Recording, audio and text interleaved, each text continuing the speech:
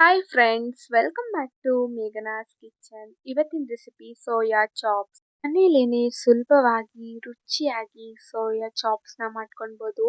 ಇದನ್ನ ನೀವು ಮಾರ್ನಿಂಗ್ ಬ್ರೇಕ್ಫಾಸ್ಟ್ಗೆ ಇಲ್ಲ ನೈಟ್ ಡಿನ್ನರ್ಗಾದ್ರೂ ಮಾಡ್ಕೊಳ್ಬೋದು. ಇದ್ರ ಜೊತೆಗೆ ಚಪಾತಿ, ರೊಟ್ಟಿ, ದೋಸೆ ಹಾಗೆ ರೈಸ್ ಕೂಡ ಸೂಪರ್ ಆಗಿ ಇರುತ್ತೆ. ಕಡಿಮೆ ಸಮಯದಲ್ಲಿ ಕಡಿಮೆ ಪದಾರ್ಥಗಳನ್ನ ಬಳಸ್ಕೊಂಡ್ಬಿಟ್ಟು ಸಿಂಪಲ್ ಆಗಿ ಸೋಯಾ ಚಾಪ್ಸ್ನ ಮಾಡ್ಕೊಳ್ಬೋದು. ರೀತಿ ಸೋಯಾ ಚಾಪ್ಸ್ನ ಮಾಡ್ಕೊಂಡ್ರೆ ನೀವು ಮಟನ್ ಚಿಕನ್ನನ್ನೇ ಮರ್ತೋಗ್ತೀರಾ, ಅಷ್ಟು ಸೂಪರ್ ಆಗಿ ಇರುತ್ತೆ. ಯಾವ ರೀತಿ ಸೋಯಾ ಚಾಪ್ಸ್ ಮಾಡೋದು ಅಂತ ನೋಡೋಣ ಬನ್ನಿ. ಇವಾಗ ನಾನಿಲ್ಲಿ ಒಂದು ಬೌಲ್ನ ತಗೊಂಡಿದ್ದೀನಿ. ಬೌಲ್ಗೆ ಸೋಯಾನ ಹಾಕೊತಾ ಇದ್ದೀನಿ. 2 ಕಪ್ ಆಗುವಷ್ಟು ಸೋಯಾನ ಹಾಕೊತಾ ಇದ್ದೀನಿ.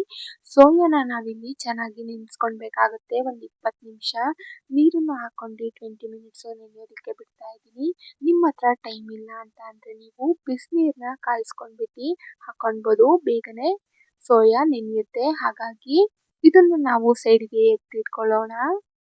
ಇವಾಗ ನಾವು ಮಸಾಲೆನ ರೆಡಿ ಮಾಡ್ಕೊಳ್ಳೋಣ. ನಾನಿಲ್ಲಿ 1 ಈರುಳ್ಳಿನ ಈ ರೀತಿ ಸ್ಲೈಸ್ ಆಗಿ ಕಟ್ ಮಾಡ್ಕೊಂಡು ಹಾಕೊತಾ ಇದ್ದೀನಿ. ಹಾಗೆ 1 ಗಡ್ಡೆಯಷ್ಟು ಬೆಳ್ಳುಳ್ಳಿನ ಹಾಕೊತಾ ಇದ್ದೀನಿ. ಹಾಗೆ 1 ಇಂಚಷ್ಟು ಶುಂಠಿನ ಹಾಕೊತಾ ಇದ್ದೀನಿ. ಹಾಗೆ 1 ಇಂಚಷ್ಟು ಚಕ್ಕೆನ ಹಾಕೊತಾ ಇದ್ದೀನಿ. 5 ರಿಂದ 6 ಲವಂಗನ ಹಾಕೊತಾ ಇದ್ದೀನಿ. ಹಾಗೆ 4 ಹಸಿಮೆಣಸಿನ್ಕಾಯಿನ ಹಾಕೊತಾ ಇದ್ದೀನಿ ಖಾರಕ್ಕೆ ತಕ್ಕಂತೆ. 1 ಟೊಮೊಟೊನ ಹಾಕೊತಾ ಇದ್ದೀನಿ. ಹಾಗೆ ಸ್ವಲ್ಪ ಕಾಯಿ ತುರಿನ ಹಾಕೊತಾ ಇದ್ದೀನಿ. ಕಾಯಿ ತುರಿ ಬೇಡ ಅಂತ ಅಂದರೆ ನೀವು ಗೋಡಂಬಿನ ಹಾಕೊಳ್ಬೋದು. ಹಾಗೆ ಸ್ವಲ್ಪ 1 ಹಿಡಿ ಆಗುವಷ್ಟು ಕೊತ್ತಂಬರಿ ಸೊಪ್ಪನ್ನ ಹಾಕೊತಾ ಇದ್ದೀನಿ. ಸ್ವಲ್ಪನೇ ನೀರು ಹಾಕೊಂಡು ನುಣ್ಣಗೆ ಪೇಸ್ಟ್ ಮಾಡ್ಕೊಂಡು ಬರಬೇಕಾಗುತ್ತೆ.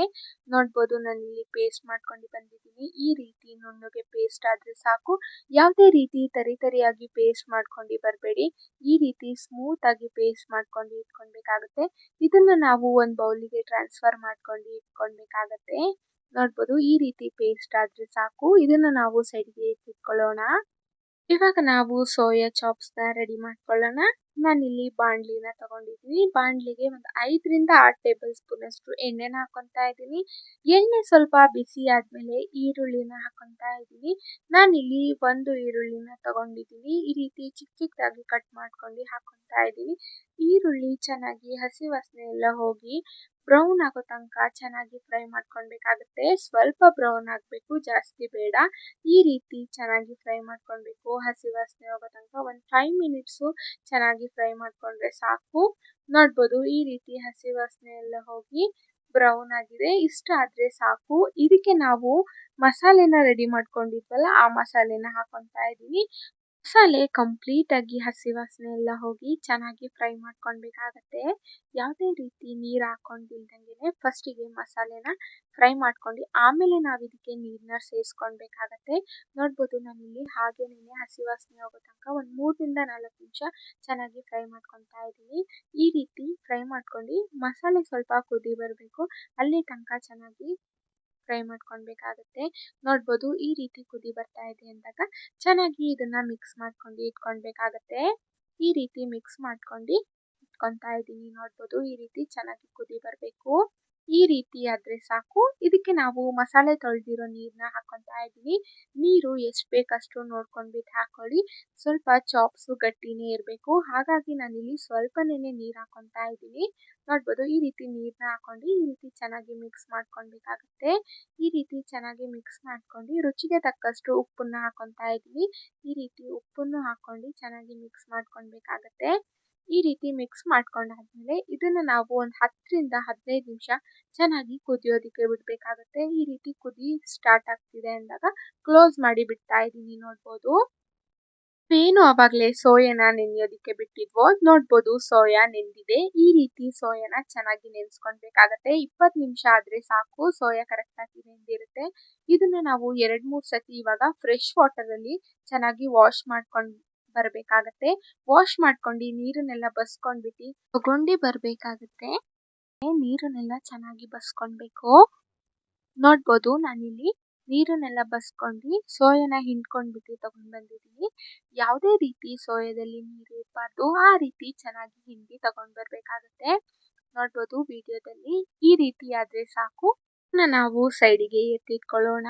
ಇವಾಗ ನಾವು ಸೋಯಾನ ಫ್ರೈ ಮಾಡ್ಕೊಳ್ಬೇಕಾಗತ್ತೆ. ಹಾಗಾಗಿ ನಾನಿಲ್ಲಿ ಒಂದು ಪ್ಯಾನ್ನ ತಗೊಂಡಿದ್ದೀನಿ.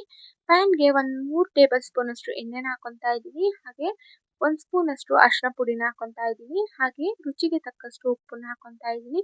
ಉಪ್ಪು ನೋಡ್ಕೊಂಡ್ಬಿಟ್ಟು ಹಾಕೊಳ್ಳಿ. ನಾವು ಆಲ್ರೆಡಿ ಮಸಾಲೆಗೂ ಕೂಡ ಉಪ್ಪು ಹಾಕೊಂಡಿದ್ವಿ. ಹಾಗಾಗಿ ಈ ರೀತಿ ಚೆನ್ನಾಗಿ ಫ್ರೈ ಮಾಡ್ಕೊಳ್ಬೇಕಾಗತ್ತೆ.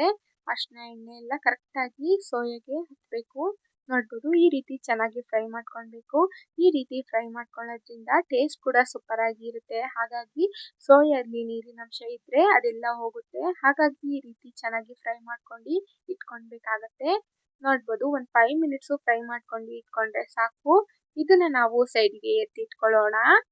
ಆಗ್ಲೇ ನಾವು ಮಸಾಲೆ ಎಲ್ಲ ರೆಡಿ ಮಾಡ್ಕೊಂಡು ಕುದಿಯೋದಕ್ಕೆ ಬಿಟ್ಟಿದ್ವು ಒಂದು 15 ನಿಮಿಷ ಆಗಿದೆ. ನೋಡ್ಬೋದು ಈ ರೀತಿ ಚೆನ್ನಾಗಿ ಕುದಿ ಬಂದು ಗ್ರೇವಿನೂ ಕೂಡ ಗಟ್ಟಿಯಾಗಿದೆ. ನೋಡ್ಬೋದು ಈ ರೀತಿ ಆದ್ರೆ ಸಾಕು. ಇದನ್ನ ನಾವು ಚೆನ್ನಾಗಿ ಮಿಕ್ಸ್ ಮಾಡ್ಕೊಳ್ಬೇಕಾಗತ್ತೆ. ಈ ರೀತಿ ಮಿಕ್ಸ್ ಮಾಡ್ಕೊಂಡು ಈ ರೀತಿ ಕುದಿ ಬರ್ತಾ ಇದೆ ಅಂದಾಗ ನಾವೇನು ಸೋಯಾನ ಫ್ರೈ ಮಾಡಿ ಇಟ್ಕೊಂಡಿರ್ತೀವೋ ಅದನ್ನ ಹಾಕೊಂತಾ ಇದ್ದೀನಿ. ನೋಡ್ಬೋದು ಈ ರೀತಿ ಸೋಯಾನ ಹಾಕೊಂಡು ಚೆನ್ನಾಗಿ ಮಿಕ್ಸ್ ಮಾಡ್ಕೊಳ್ಬೇಕಾಗತ್ತೆ. ಮಿಕ್ಸ್ ಮಾಡ್ಕೊಂಡು ಲೋ ಫ್ಲೇಮಲ್ಲಿ ಇಟ್ಕೊಂಡು ಒಂದು 5 ನಿಮಿಷ ಚೆನ್ನಾಗಿ ಕುದಿಸ್ಕೊಂಡ್ರೆ ಸಾಕು. ನೋಡ್ಬೋದು ನಾನು ಇಲ್ಲಿ ಮಿಕ್ಸ್ ಮಾಡ್ಕೊಂಡು ಒಂದು 5 ಮಿನಿಟ್ಸು ಕ್ಲೋಸ್ ಮಾಡಿ ಕುದಿಯೋದಕ್ಕೆ ಬಿಡ್ತಾ ಇದ್ದೀನಿ. ಸ್ವಲ್ಪ ಕುದಿಯೋದ್ರಿಂದ ಸೋಯಾಗೆಲ್ಲ ಕರೆಕ್ಟಾಗಿ ಮಸಾಲೆ ಹತ್ಕೊಳ್ಳುತ್ತೆ. ಹಾಗಾಗಿ ನೋಡ್ಬೋದು 5 ಮಿನಿಟ್ಸ್ ಆಗಿದೆ. ಎಷ್ಟು ಸೂಪರ್ ಆಗಿ ಸೋಯಾ ಚಾಪ್ಸ್ ರೆಡಿ ಆಗಿದೆ ಅಂತ. ಈ ರೀತಿ ಆದ್ರೆ ಸಾಕು. ಕಂಪ್ಲೀಟ್ ಆಗಿ ಗ್ಯಾಸ್ನ ಆಫ್ ಮಾಡ್ಕೊಂಡು ಈ ರೀತಿ ಚೆನ್ನಾಗಿ ಮಿಕ್ಸ್ ಮಾಡ್ಕೊಂಡು ನೀವು ಸರ್ವ್ ಮಾಡ್ಕೊಳ್ಬೋದು. ಮೇಲ್ಗಡೆ ನಾನು ಇಲ್ಲಿ ಸ್ವಲ್ಪ ಕೊತ್ತಂಬರಿ ಸೊಪ್ಪನ್ನ ಹಾಕೊತಾ ಇದ್ದೀನಿ. ನೋಡ್ಬೋದು ಎಷ್ಟು ಸೂಪರ್ ಆಗಿ ಸೋಯಾ ಚಾಪ್ಸ್ ರೆಡಿ ಆಗಿದೆ ಅಂತ. ಈ ರೀತಿ ಸೋಯಾ ಚಾಪ್ಸ್ ಮಾಡ್ಕೊಂಡ್ರೆ ನೀವು ಮಟನ್ ಚಿಕನ್ ತಿನ್ನೋದನ್ನೇ ಮರ್ತೋಗ್ತೀರಾ. ಅಷ್ಟು ಸೂಪರ್ ಆಗಿ ಇರುತ್ತೆ. ನೋಡ್ಬೋದು ನಾನು ಇಲ್ಲಿ ಸರ್ವ್ ಮಾಡ್ಕೊತಾ ಇದ್ದೀನಿ. ಇದನ್ನ ನೀವು ಚಪಾತಿ, ರೊಟ್ಟಿ, ರೈಸ್ ಜೊತೆಗೂ ಕೂಡ ಸೂಪರ್ ಆಗಿ ಇರುತ್ತೆ. ನಾನು ತೋರಿಸೋ ವಿಧಾನದಲ್ಲಿ ನೀವು ಒಂದ್ಸತಿ ಟ್ರೈ ಮಾಡಿ. ಇಷ್ಟೇ ಸಿಂಪಲ್ ಆಗಿ ರುಚಿಯಾಗಿ ಸೋಯಾ ಚಾಪ್ಸ್ನ ಮಾಡ್ಕೊಳ್ಬೋದು. ಈ ರೆಸಿಪಿನ ಟ್ರೈ ಮಾಡಿ. ಹಾಗೆ ಕಮೆಂಟ್ ಬಾಕ್ಸಲ್ಲಿ ತಿಳಿಸಿ ಹೇಗಾಗಿತ್ತು ಅಂತ. ಈ ರೆಸಿಪಿ ಏನಾದರೂ ಇಷ್ಟ ಆದರೆ ಲೈಕ್ ಮಾಡಿ, ಶೇರ್ ಮಾಡಿ, ಹಾಗೆ ಸಬ್ಸ್ಕ್ರೈಬ್ ಮಾಡ್ಕೊಳ್ಳಿ. ಇದೇ ರೀತಿ ಸಿಂಪಲ್ ಆ್ಯಂಡ್ ಈಸಿ ರೆಸಿಪಿಗಾಗಿ ಥ್ಯಾಂಕ್ ಯು ಫಾರ್ ವಾಚಿಂಗ್.